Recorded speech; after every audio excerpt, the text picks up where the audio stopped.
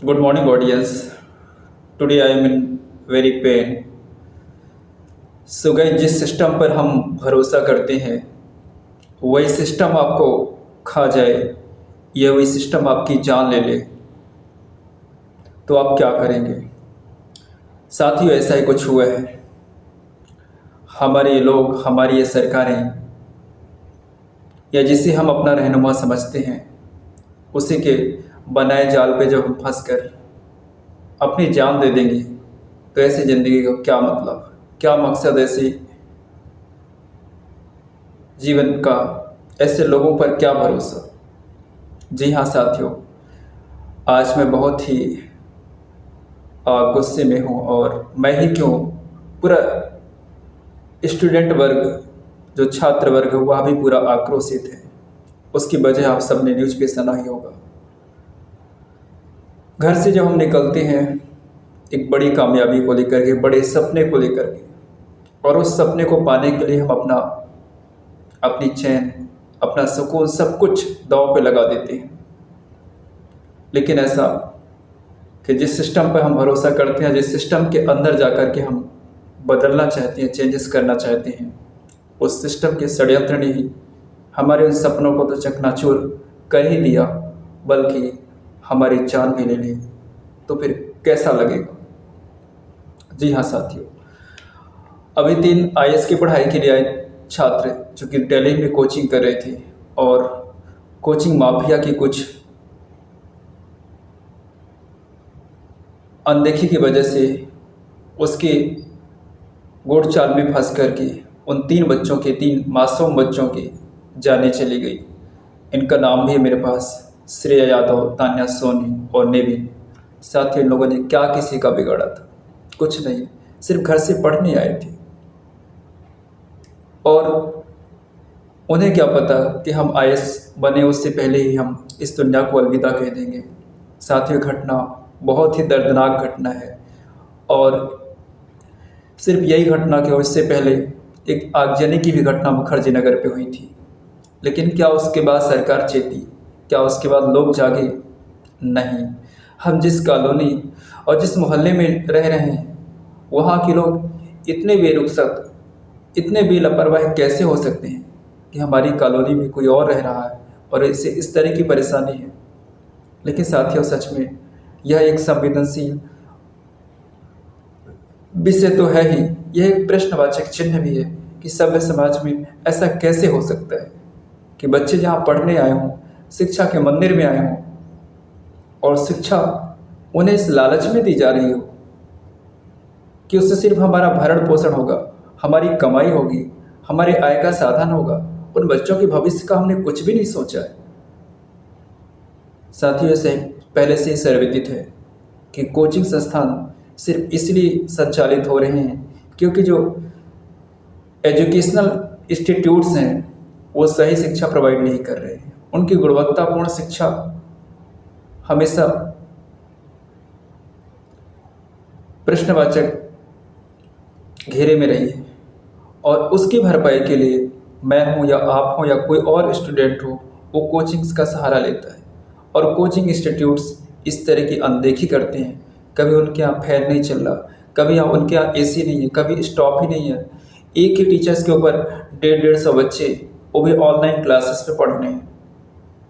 सिर्फ प्रोजेक्टर्स पे screen visual दिखा दिखा करके, बड़े बड़े सपने दिखा करके गांव के बच्चों को, उनके माता पिता कितनी परेशानी में रह करके उनको खर्च दे रहे हैं। और ये कोचिंग इंस्टीट्यूट्स बड़ी बड़ी सिटियों में बड़े बड़े एडवर्टाइजमेंट लेकर के सिर्फ लोगों को बहका रहे हैं। और हमारी सरकार भी कितनी सुप्त अवस्था में है कि उनका किसी का ध्यान ही नहीं है, किसी का दृष्टिकोण ही नहीं है इस विषय पे कि आखिर ये सब हो क्यों रहा है। और ये 1 बार 2 बार नहीं, ये तो बरसों से चला आ रहा है।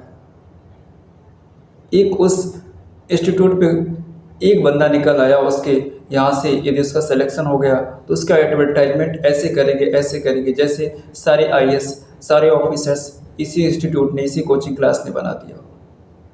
साथियों, जरा सोचो उन माता पिता के बारे में जिन्होंने अपने बच्चों को इतनी दूर भेजा था और इस उम्मीद से भेजा था कि बच्चा पढ़ लिख के आईएएस बनेगा। जब उसके घर में यह मैसेज गया होगा कि उसके बच्चा तो जिंदा ही नहीं है। उसको कोचिंग के माफिया ने उसका गला घोट दिया।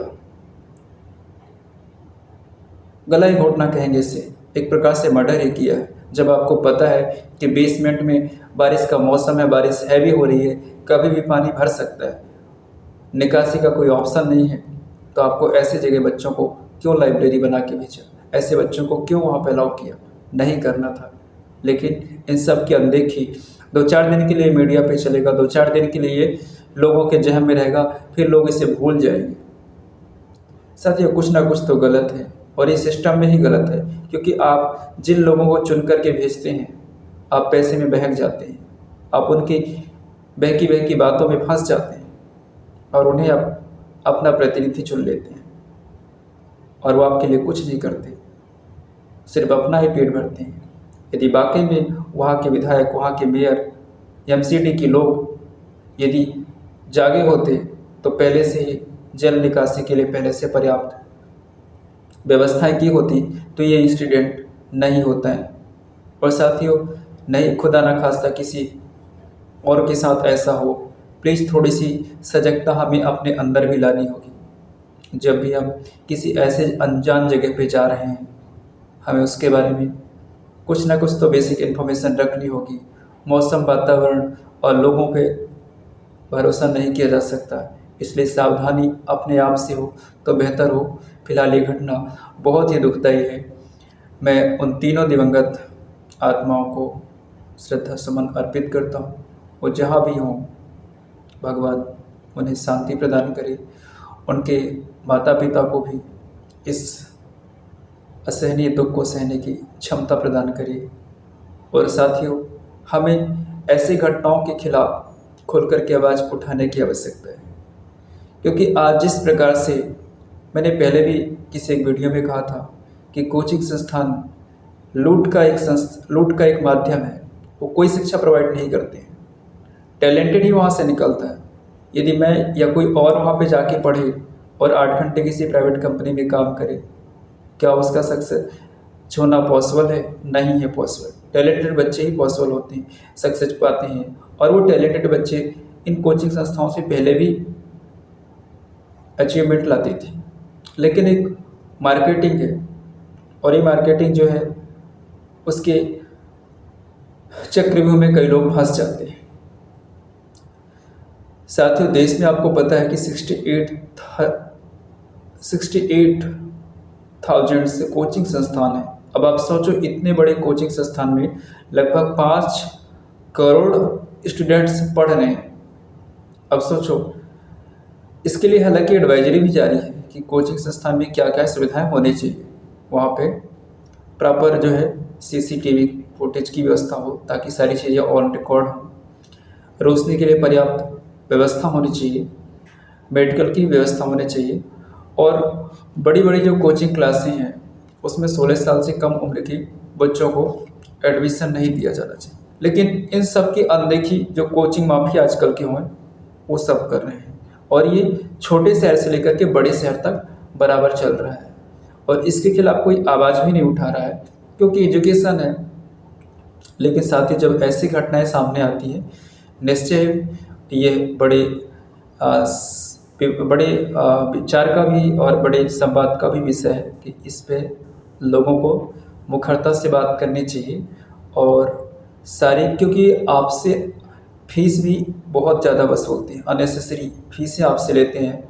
जैसे भोपाल में भी कुछ कोचिंग इंस्टीट्यूट्स हैं जो कि क्लैट की या नीट की प्रिपरेशन के लिए 1.5 लाख 2-2 लाख रुपए तक चार्ज कर रहे हैं। आपको लग रहा है कि 1.5 लाख रुपए की कोचिंग ये दे रहे होंगे? ऐसा क्या हो सकता है? और जो टीचर उनके यहाँ पढ़ाते हैं, उस टीचर को 12,000 रुपये दे रहे हैं, और बच्चे से कितना ले रहे हैं? 1.5 लाख रुपए। 6 महीने, 7 महीने, 1 साल का उनका अलग अलग प्रोग्राम्स होता है। तो क्या ये सही है? खैर, मुझे तो लग रहा है कि सब कुछ सही नहीं है और ये गलत है। लेकिन इस गलत के खिलाफ आवाज़ उठाएगा कौन? इसके खिलाफ सिस्टम से प्रश्न कौन पूछेगा? क्योंकि हम एजुकेटेड लोगों को तो हम सिस्टम के अंदर जाने ही नहीं दे रहे हैं। हम उन्हीं माफियाओं को ही चुन करके भेज देते हैं, उन्हीं को हम अपने यहाँ से अपना प्रतिनिधि नियुक्त कर देते हैं। अभी लास्ट जो लोकसभा इलेक्शन हुआ है, उसमें साफ दिखाई दिया है। तो साथियों, ये तो थी मेरी अपनी प्रतिक्रिया। इस विषय में आप क्या समझते हैं? आपने अब तक वीडियो देखा, इसके लिए आपका बहुत बहुत धन्यवाद। शुभ रात्रि।